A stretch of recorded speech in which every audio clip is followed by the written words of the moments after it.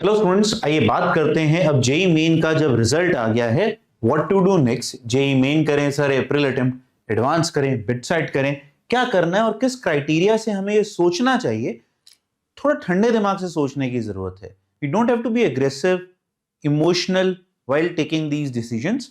थोड़ा प्रैक्टिकली सोचेंगे, अपने हित के लिए सोचेंगे, अपने पोटेंशियल के हिसाब से सोचोगे तो भैया अभी भी रिजल्ट बना पाओगे। क्योंकि मैं ये बार बार रिपीट कर रहा हूं बच्चों, अभी कुछ भी नहीं हुआ है। इट इज जस्ट दैट एक सुपर बड़े लेवल पे मॉक टेस्ट हुआ था जिसने आपको आपका रिजल्ट दिखाया, आईना दिखाया कि आप कहां स्टैंड करते हैं।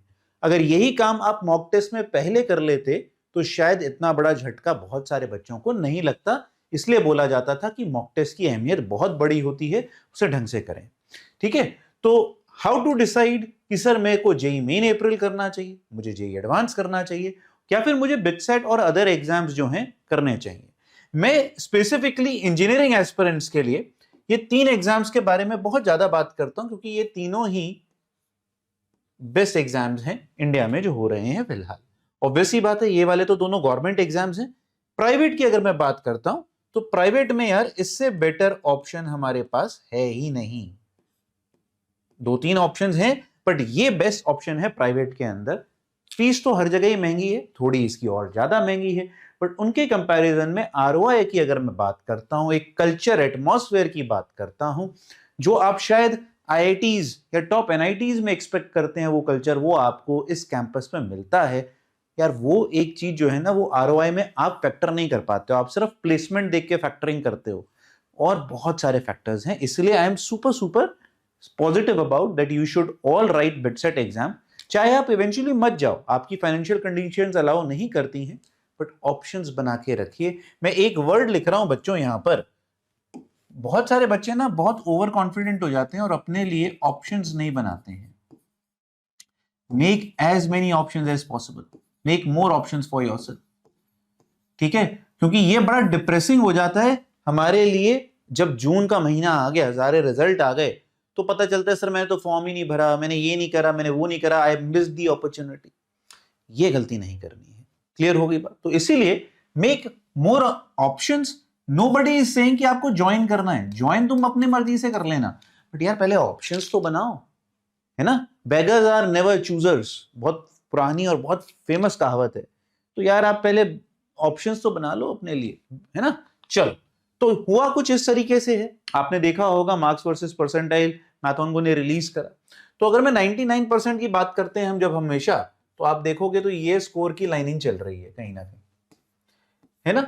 अब मैं सबसे पहला क्राइटेरिया डाल रहा हूं कि अगर आप 93 या 94 पे भी नहीं आ पा रहे हो अपनी शिफ्ट में, ये वाला क्राइटेरिया, ये वाले बैरियर पे, ठीक है, आइडियली आपको 93 94 जनरल कैटेगरी की बात कर रहा हूं मैं, तो आपको एडवांस नहीं करना चाहिए। मतलब अगर आप इससे ऊपर नहीं हो 93 एंड अपवर्ड, तो एडवांस तो पहले छोड़ दो।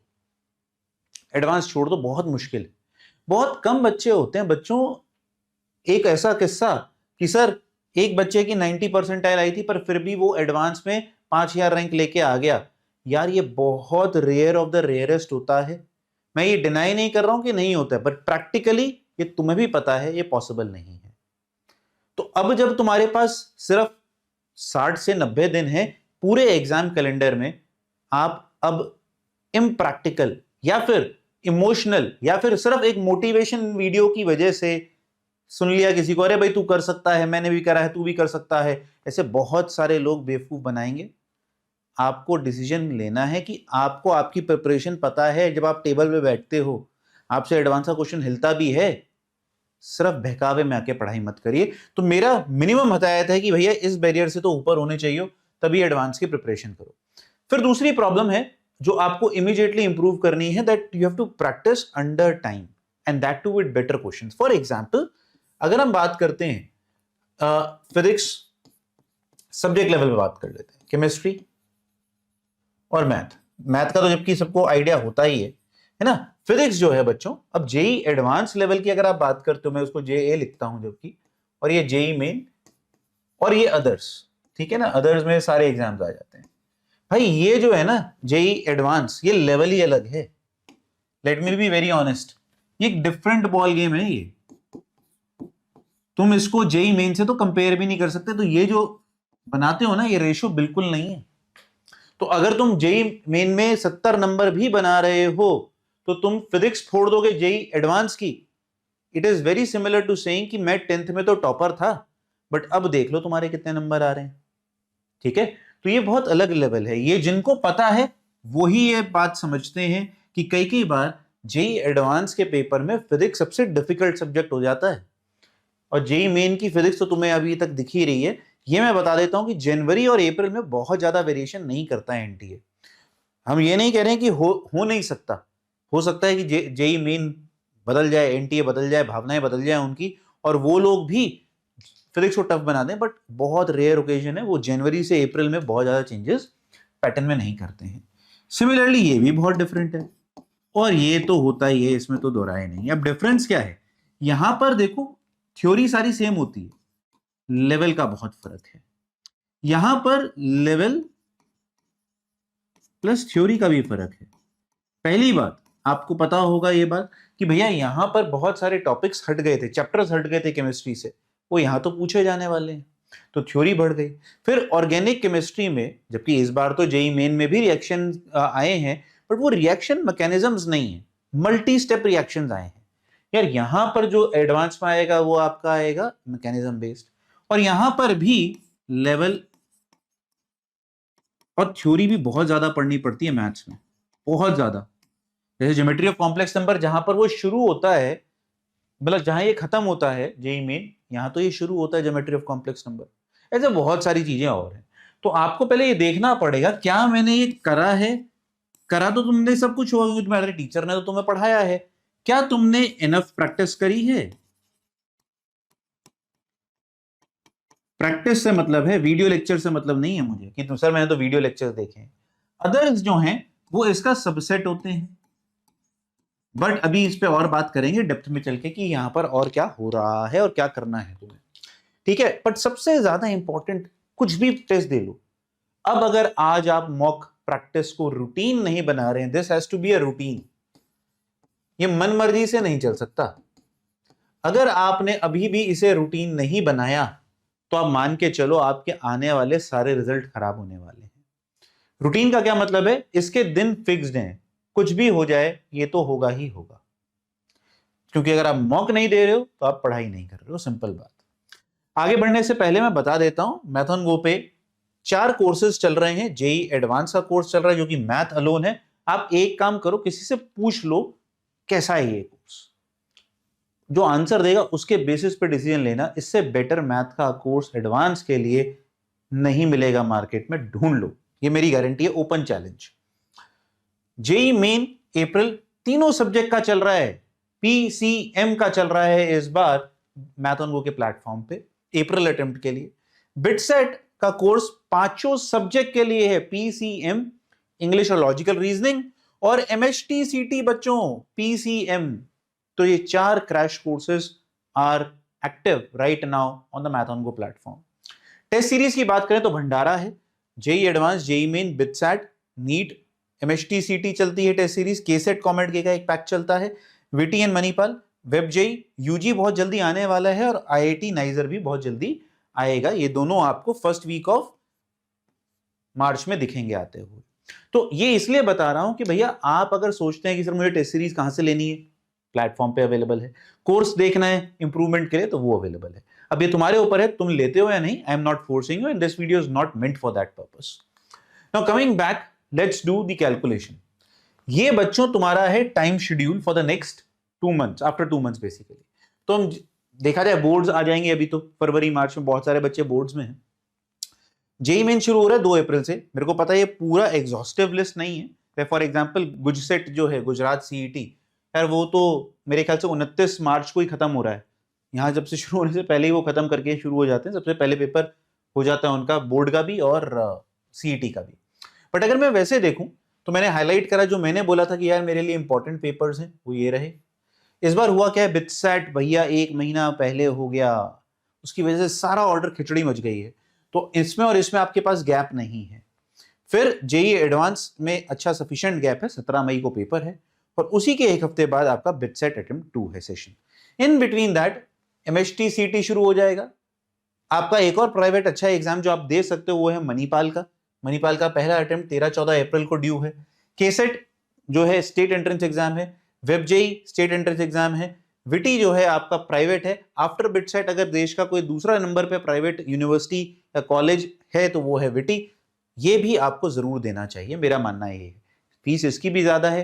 कैटेगरी 1 और कैटेगरी 2 में अगर आ गए और उससे CS मिल जाए, still much better than doing computer science from एरागेरा कॉलेज। फिर IIIT UG, उसकी डेट आ गई है बच्चों, 2 मई है। बड़ा छोटा एक तरीके से मान के चलो कॉम्पिटिटिव एग्जाम है, बहुत ज्यादा बच्चे नहीं देते हैं, but popularity is growing up. ठीक है, और नीट 3 को है। COMEDK is also one of the very good option if you want to explore Bangalore as a market. ठीक है, बैंगलोर में बहुत अच्छे सारे और उसके आउटस्कर्ट्स में बहुत सारे अच्छे कॉलेजेस हैं, टॉप 5, और उनको अगर केसेट तो लोकल बच्चों के लिए हो गया, डोमिसाइल वालों के लिए, कॉमेड के आप दिल्ली बैठे हो तब भी दे सकते हो, and you can get entry into the Bangalore as well. ठीक है, ये हो गया EAP सेट और APEM सेट। ठीक है, EM सेट सब EAP सेट कर दिया इन्होंने, पहले भी ये होता था, ये यही गेम खेलते रहते हैं। ये सारे regional state domicile level papers हैं। ठीक है, और फिर आता है लास्ट में ये गवर्नमेंट एग्जाम्स हैं दोनों, जो कि all of a sudden popular हैं, पर ये याद रखिएगा इनका बिहेवियर बड़ा अलग है। और भी है कि भैया इनमें बीटेक कोर्सेज भी आ रहे हैं, IASC भी बीटेक कोर्सेज लॉन्च कर रहा है, उसके बारे में अलग वीडियो में मैं बात करूंगा। बट ये शेड्यूल देख रहे हो कितना जैम पैक्ड शेड्यूल है तुम लोगों का। मतलब जो पढ़ाई करनी है मेजरली वो अभी हो रही है, क्योंकि इसके बाद तो तुम रोज कहीं ना कहीं किसी हफ्ते पेपर दे रहे होगे बैठ के। That's the problem, that's the problem. तो आइए बात कर लेते हैं सबसे पहले बोर्ड्स के एजेंडा पे कि बोर्ड्स क्या है। देखो, बोर्ड्स बहुत जरूरी हैं बच्चों। मैं ये कह दूं कि बोर्ड मजे मजे में दे दो, नहीं, they are very important. They decide a long down the lane की आप जैसे कैट देंगे आगे चल के MBA के लिए, तो उसमें भाई इसके बोर्ड्स के मार्क्स की वेटेज ऐड होती है, 3 या पॉइंट 2 पॉइंट, और वहां पर कई बार उसकी वजह से इंटरव्यू कॉल रिजेक्ट होती हैं लोगों की। तो इसलिए बेटर है ढंग से एक रिस्पेक्टेबल मार्क्स जरूर लेके आओ, जो कि बहुत आसान होते हैं। तो 85 परसेंटाइल टू 90% परसेंटेज, ठीक है ना, परसेंट, ये कोई बहुत ज्यादा बड़ा काम नहीं है कि 85 टू 90% लाना। इसके लिए आपको क्या करना है, आप सिर्फ प्रीवियस ईयर बुकलेट सॉल्व कर लो मार्केट से। अब तो हमने खैर मार्क्स पे भी डाल दिया, मार्क्स ऐप पे प्रीवियस ईयर भी अवेलेबल है, PYQ ऑफ बोर्ड्स CBSE। ठीक है, CBSE के हैं, और महाराष्ट्र वालों के लिए भी डाल दिए हमने। तो हमारे पास यहाँ 2 के लिए अवेलेबल है, CBSE और HSC which is the Maharashtra board. ठीक है, इन दोनों के प्रीवियस ईयर मार्क्स ऐप पे चैप्टर वाइज अवेलेबल है, देख लो ना, सॉल्व करो उसको और अपने क्विक नोट्स बना लो डेरिवेशंस के।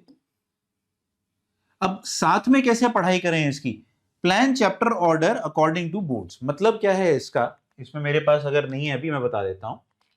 फॉर एग्जाम्पल, अगर आपने कहा सर मेरे को तो इसके साथ JEE मेन चलाना है, प्रॉब्लम सारी यहां पर है कि मैं सारे एक साथ कैसे चलाऊं। अगर मुझे JEE मेन चलाना है इसके साथ, तो अभी क्लास 11th के टॉपिक्स मत उठाओ, आपके बोर्ड्स चल रहे हैं भाई। HSC वाले अपने HSC के टॉपिक्स उठाओ, CBSE वाले अपने CBSE के टॉपिक उठाओ। तो जैसे मैं CBSE के अगर पॉइंट ऑफ व्यू से बात करूं, तो मेरे पास क्लास 12th आती है। तुम क्या करो, अभी फिजिक्स है, जैसे फिजिक्स 20 तारीख को पेपर है, फिर उसके बाद केमिस्ट्री है, और उसके बाद मैथ्स है। आप जो जो टॉपिक्स आप बोर्ड के लिए पढ़ रहे हो यार, उसके ना 15-20 क्वेश्चंस पर चैप्टर JEE मेन के भी करते जाओ। JEE मेंस खत्म, प्रैक्टिस होती जा रही है। You are getting ready, you are getting ready. अलग से कुछ पढ़ने की जरूरत नहीं है। फॉर एग्जाम्पल केमिस्ट्री करते, तो केमिस्ट्री में आप अगर देखना, मार्क्स ऐप पे हमने एक नया क्वेश्चन बैंक लॉन्च करा है, one of the best resource available right now for your JEE main April attempt. ठीक है, जिसमें multi statement, 2 statement, assertion reason, match the list, हर तरीके का सवाल अवेलेबल है। आप इलेक्ट्रोकेमिस्ट्री पढ़ रहे हो, मान लो इलेक्ट्रोकेमिस्ट्री आपकी भर भर के पेपर में भी आई, कर लो ना प्रैक्टिस थोड़ी सी, चाहे 10 क्वेश्चन करो, तो उससे क्या होगा, वर्कलोड थोड़ा थोड़ा रिड्यूस हो जाएगा। अब पूरा एग्रेसिवली ये मत करना शुरू कर देना कि मैं JEE मेन करूंगा, बोर्ड गया भाड़ में, नहीं। आप, मैंने क्या बोला, 10 से 15 क्वेश्चन पर चैप्टर, बस। तो वही करना है, क्या कोई बड़ा काम है, नहीं है ना, बिल्कुल भी। आप कहोगे सर मैं ये कैसे मैनेज करूं, मान लो मेरा 20 को है फिजिक्स का पेपर, तो फिजिक्स तो अभी आ गया, चलो 28 से 27 को है केमिस्ट्री, मुझे याद नहीं है, बट मान लो केमिस्ट्री है तो यार ये बीच में बहुत अच्छे खासे दिन हैं, यहां पर थोड़ा बहुत मैथ्स कर सकते हो, कोई प्रॉब्लम नहीं है, पर मैथ कौन सी करोगे, क्लास 12th की कर लो जो आपके उसमें, जिससे अगर आप कुछ प्रैक्टिस करते भी हो तो भैया आप बोर्ड के लिए भी प्रिपेयर करो, या थ्योरी ही रिवाइज कर लो, थ्योरी ही रिवाइज कर लो, कोई दिक्कत नहीं है। फिर इसी दौरान जब बीच में सफिशिएंट ब्रेक मिल जाए, जैसे यहां पर अगर आप देखो तो आपके पास 25 फेब जो है ना, यहां पर एक मॉक दे दो 3 घंटे का, चाहे एनालिसिस ज्यादा देर तक मत करना हो उसकी, मॉक दे दो जिससे टेंडम बना रहे। ये डिफिकल्ट है, 100% डिफिकल्ट है, बट इम्पॉसिबल नहीं। आ जाते हैं जेई एडवांस के बारे में। जेई एडवांस मैंने पहले ही बोल दिया कि भैया अगर तुम लोगों की 93.5 से ऊपर है तभी तुम जेई एडवांस करो, अदरवाइज मत करो। सिंपल, बुरी लगेगी, कड़वी लगेगी यार बात, पर मेरा काम है सच्चाई बोलना। इससे नीचे जा रहे हो तो खतरे की घंटी, बहुत ज्यादा अपना रिस्क बहुत बढ़ा रहे हो आप लोग, ठीक है ना। फिर कई बार क्या होता है, यहां पर सबसे ज्यादा प्रॉब्लम आती है 95 to 96 वाले जो बच्चे होते हैं परसेंटाइल वाले, वो बड़ी एग्रेसिवली जेई एडवांस चाहते हैं। अरे भाई तुमने कभी एडवांस की तैयारी करी है, सॉल्व करे हैं क्वेश्चंस? तुम कहोगे इसमें ड्रॉपर और मजे ले रहे होते हैं। ड्रॉपर बच्चा, ड्रॉपर ने पूरे साल करी तैयारी जेई मेंस की, अब क्योंकि परसेंटाइल थोड़ी अच्छी आ गई, उसे लग रहा है सर मेरी तो परसेंटाइल आ गई, क्या मैं यहां जंप कर जाऊं? नहीं, अगर आपने जेई एडवांस की तैयारी नहीं करी है मत करो जंप इतना लंबा। 2 महीने में हम लोग आपको जो जेई एडवांस के लिए चाहिए वो इतना नहीं पढ़ा सकते, मेरा ये मानना है। अगर आप मेरे से पूछो, मर्जी आपकी है, कॉल आपकी है, ठीक है। अगर आप बहुत कंफ्यूज्ड हो तो आप एक सिंपल काम करो मेरे लिए, आप 2025 का जो पेपर है 1 है, लेट्स से पेपर 1 ही ले लेते, इसको मौके तरीके से दे दो, इसको मौके तरीके से दे दो। अगर तुम्हारे 20% मार्क्स आ जाते हैं तो तुम एडवांस की तैयारी कर ले, प्रोवाइडेड ये क्राइटेरिया क्लियर हो रहा है, इसके बिना नहीं। क्योंकि यहां पर बच्चों बहुत कुछ एक्स्ट्रा पढ़ना पड़ेगा, थ्योरी बहुत ज्यादा है, एक तो थ्योरी बहुत ज्यादा है, डिफिकल्टी बहुत ज्यादा है, और रिसोर्स की तो कमी नहीं है यहां पर। तो यहां पर तुम ये डिसाइड कर पाओ कि क्वालिटी क्वेश्चंस कहां से करूं, बिकॉज यहां पर क्वांटिटी की जरूरत नहीं है बिल्कुल भी, क्योंकि हमें जेई मेंस में चाहिए होती है, यहां क्वांटिटी नहीं, यहां क्वालिटी चाहिए। वो क्वालिटी आप जैसे पढ़ते हो ना फिलहाल अभी मार्केट में फ्री रिसोर्सेज ले लेके इधर उधर, सिर्फ वो टाइम वेस्ट होगा। अगर आपने अभी तक नहीं करी है ना डेडिकेटेड, ये बहुत प्रॉब्लमेटिक सिनेरियो है आज के देश में, आज के जमाने में, कि हम क्वांटिटी तो लेके बैठे हैं, मुझे सबका पता है, तुम सब जीबी डेटा लेके बैठे हो, क्या फायदा हो गया उससे? भाई पहले हमारे टाइम में क्या होता था, हम किताबों की लाइब्रेरी बनाते थे, अब तुम पीडीएफ की लाइब्रेरी बना बना के घूम रहे हो, क्या फायदा हो गया उसका? कुछ फायदा हुआ क्या? कोई फायदा नहीं है। तो ये समझ पाना, मैच्योरिटी होना, ये बहुत जरूरी है। और अगर तैयारी कर रहे हो और अभी तुम कंफ्यूज हो, मेरा मानना है यार कोर्स कर लो, चाहे हमारा करो ना करो, पर कोर्स कर लो, एक स्ट्रक्चर्ड तरीका सोचने का मिलेगा।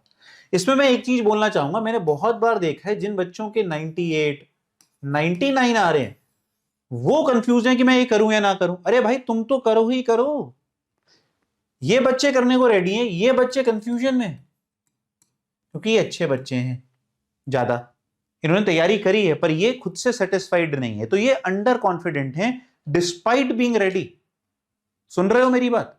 Despite being ready. तो प्लीज आप लोग, अगर आपने तैयारी करी है जेई एडवांस की, फुल ऑन तैयारी करो जेई एडवांस की, जेई मेंस की नहीं। जेई मेन की बात करें, आइए, तो जेई मेन में सबसे पहला एजेंडा है भैया सिलेबस खत्म कर लो। फिजिक्स की अगर मैं बात करूं, फिजिक्स में इस बार काफी अच्छा यूनिफॉर्म पैटर्न पूछा, 21 चैप्टर कवर कर लिए उन्होंने 25 क्वेश्चन के अंदर, ठीक है। केमिस्ट्री बेटर क्वेश्चंस प्रैक्टिस करने पड़ेंगे, और टाइम मैनेजमेंट जो तीसरी समस्या थी, भैया मॉक्स देके टाइम की प्रैक्टिस करनी पड़ेगी, यही जेई मेन की जर्नी है, ठीक है। बिटसेट की अगर मैं बात करता हूं तो बिटसेट देखो बहुत अलग लेवल का एग्जाम है। क्यों अलग लेवल का एग्जाम है बच्चों? 130 क्वेश्चन आते हैं जो कि वही 3 घंटे में करने हैं, ठीक है। मैं इंग्लिश और एलआर पे तो अभी घुस ही नहीं रहा, उसकी जरूरत नहीं होती है, उसके बिना भी आप पेपर बहुत बढ़िया निकाल के कंप्यूटर साइंस लेके आ सकते हो। बट ये जो है ना, ये स्पीड गेम है। वो के बच्चे आएंगे सर अभी 12 मार्क्स बोनस के तो आपने करे नहीं, अरे यार कैसे 130 नहीं हो रहे, तू 12 मार्क्स के पीछे पड़ा हुआ है 12 क्वेश्चन के ऊपर। तो ये स्पीड गेम है, फिर सिलेबस भी डिफरेंट है, मतलब जेई मेन में तो चैप्टर कट गए, यहां कुछ नहीं कटा है भाई, जेई मेन एडवांस वाला सिलेबस है, तो आपको यहां पर जैसे एस ब्लॉक ये सब पढ़ना पड़ेगा। फिर हाइड्रोजन, एस ब्लॉक, हाइड्रोजन, जो जो ये हटे थे ना ये सब पढ़ने पड़ेंगे भाई, ये कुछ भी नहीं हटा है, ऑल इन सिलेबस। तो अगर आप बिटसेट की तैयारी कर रहे हो तो भैया सिलेबस कवर करना शुरू कर दो, वो एक अलग समस्या है बिटसेट के साथ। और बिटसेट के साथ समस्या क्या हो गई है, इस बार वो पेपर प्रीपोन हो गया और जल्दी हो रहा है, तो इसके लिए भी एक ही वर्ड सबसे ज्यादा इंपॉर्टेंट हो जाता है, mock, in plural, multiple mocks. Mocks देने का एक और प्रॉब्लम क्या है वो भी मैं बता देता हूं बिटसेट में। बिटसेट पेपर नहीं देता है, पेपर नहीं देता है मतलब आपने जेईई मेन दिया, आपकी रिस्पॉन्स शीट आई, उसमें क्वेश्चन आ गया, तो हमें रियल पता है कि क्वेश्चन आया क्या था जेईई मेन में।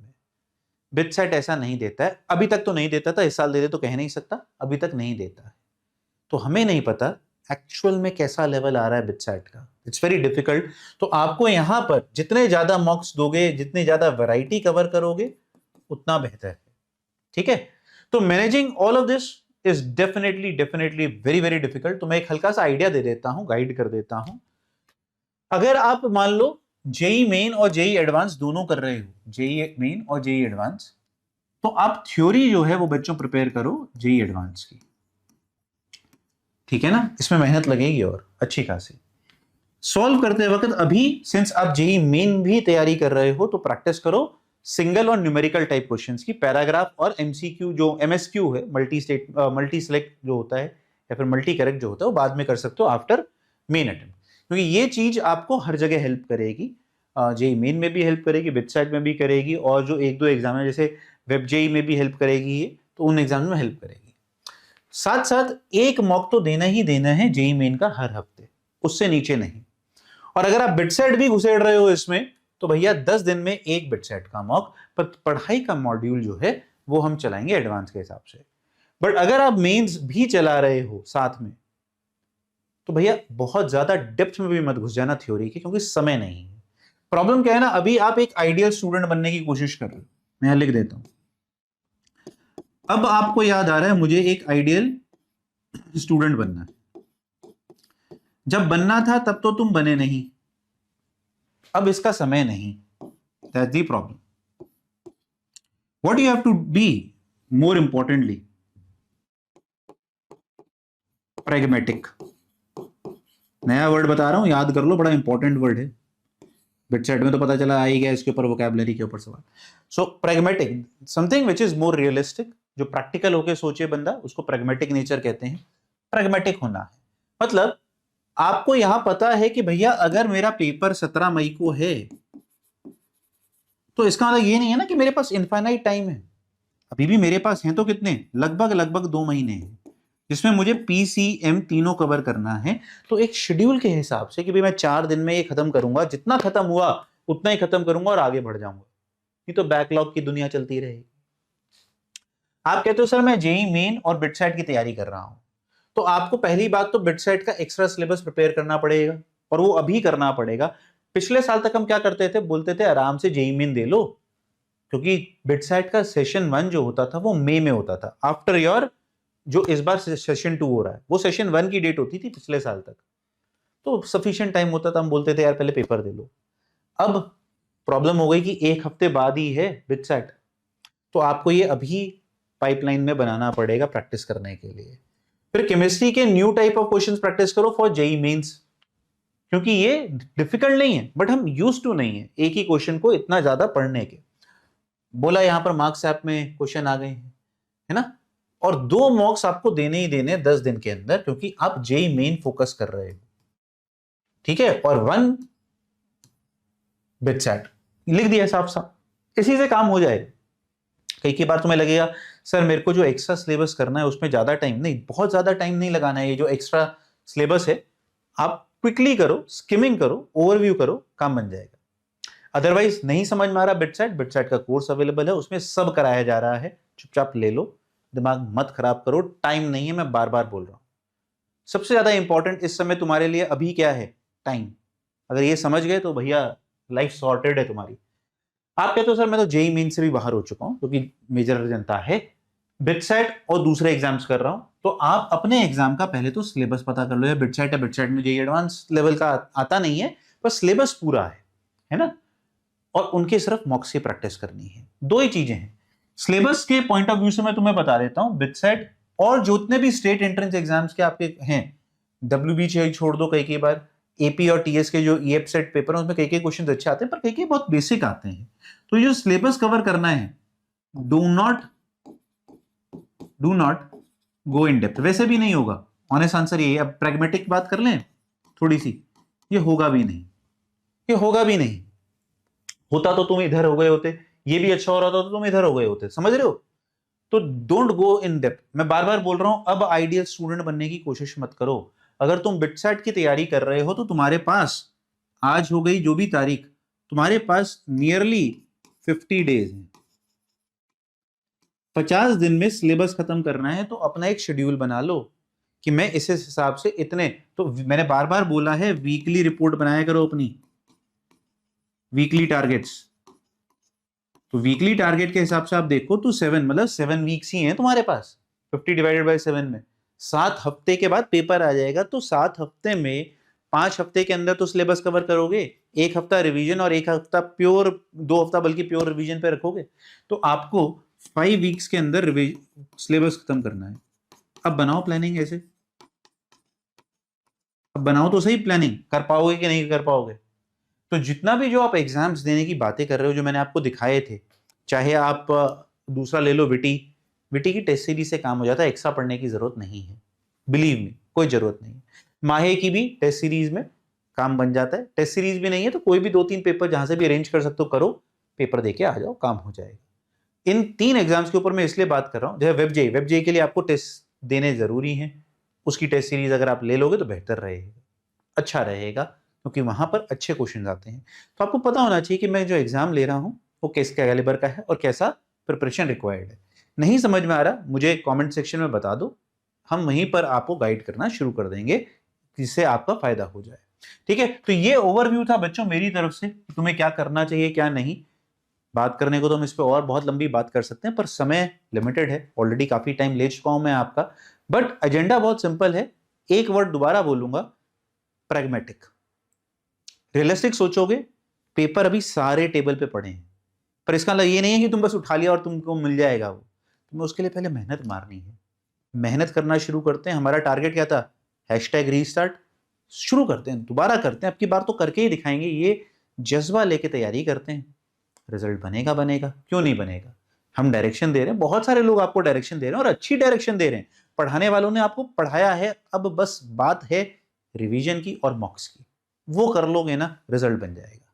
ठीक है, तो चलिए कमेंट में मुझे बताइएगा और क्या कंफ्यूजन चल रही है, जिससे हम उसको वहीं पर रिजॉल्व करें और अपनी पढ़ाई पे बढ़ें, आगे बढ़ें। रिजल्ट जो था आ गया, अगला रिजल्ट जो आए आपकी पसंद का है वो काम करते हैं। God bless you all, keep smiling, keep working, keep yourself happy all the time.